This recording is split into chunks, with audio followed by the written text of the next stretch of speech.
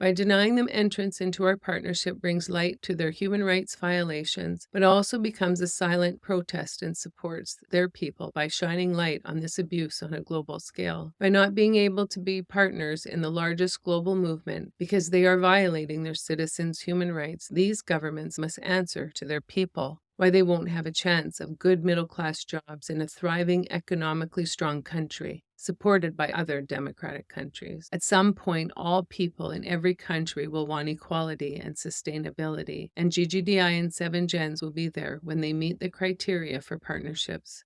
GGDI and 7Gens will not compromise our morals because this decision will make some people uncomfortable. In order to make an equal and just world, we must ensure that we live by the very morals that we want our new world to be for our children. Achieving full gender equality is still centuries away, warns the UN in a new report. At the current rate of progress, the report estimates that it'll take up to 286 years to close the gap in legal protection and remove discriminatory laws, 140 years for women to be represented equally in positions of power and leadership in the workplace, and at least 40 years to achieve equal representation in national parliaments. To eradicate child marriage by 2030, progress must be 17 times faster than the progress of the last decade, with girls from the poorest rural households and in conflict-affected areas expected to suffer the most. The report also points out a worrisome reversal on the reduction in poverty, and the rising prices are likely to exacerbate this trend, and by the end of 2022, around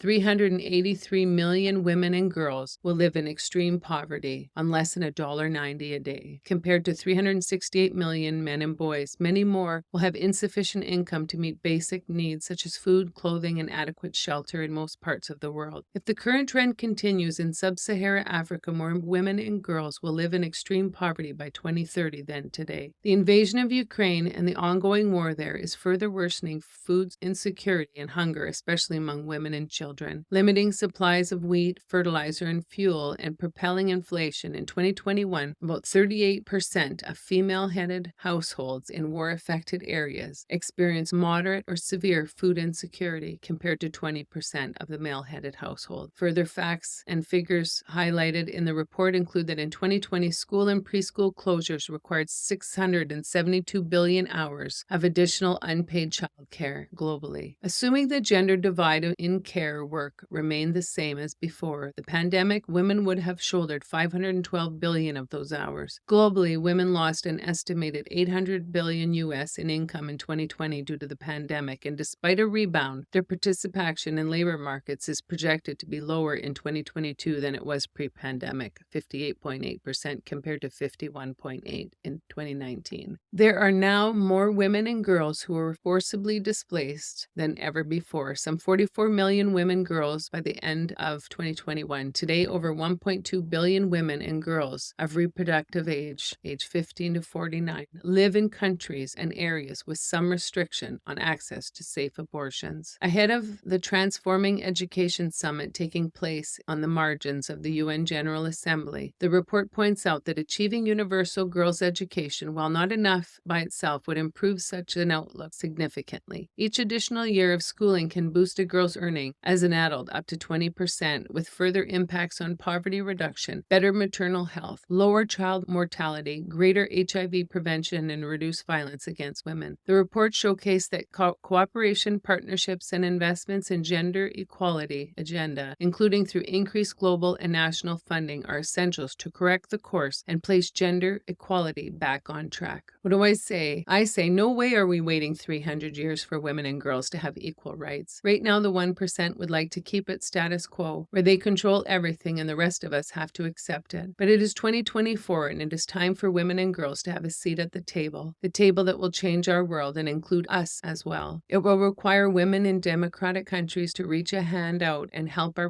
repressed women and girls around the world so that they don't have to wait 300 years to experience what it is like to have autonomy and value. That if we invest in autocracies and dictatorships, we will strengthen their hold on their people, and by doing this, we are also supporting their human rights violation. GGDI and 7Gens are going to help the world become sustainable by doing it with like-minded countries. If we don't take this opportunity to build new infrastructure and change our system, we will miss the opportunities for us to become industry leaders and experts in our products and services. By not changing our system and the way we do things, we'll also make the world more dependent on China, while we should be changing our focus to a new, greener world.